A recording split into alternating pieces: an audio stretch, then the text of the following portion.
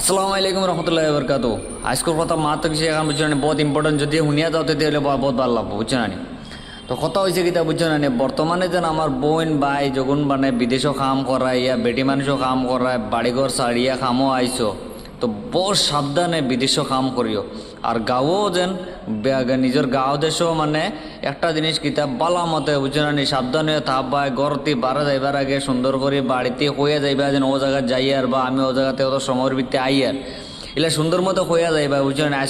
আজকালকার সিচুয়েশন বর্তমানে বহুত খারাপ, সিচুয়েশন বহুত খারাপ। তুমি নিউজ দেখ রা ইয়া নেই না দেখ রা তা কইতে পারি না। বহুত সুন্দর করে চলা লাভ, বুঝছো না নি। নাইলে বুঝছো না নি, দুনিয়াওয়ালা হয়ে গেছে যেন 5 মিনিটের লেগে গায়েব হয়ে যায় মানুষ, 5 মিনিটের লেগে গায়েব হয়ে যায় আর মানুষ নিয়ে বেশি লাইন, বুঝছো না নি। তোরা বহুত সাবধান হয়ে চলিও। আর বর্তমানে আমরা দেশের হালতও বহুত খারাপ হওয়ার জায়গা, বুঝছো না নি।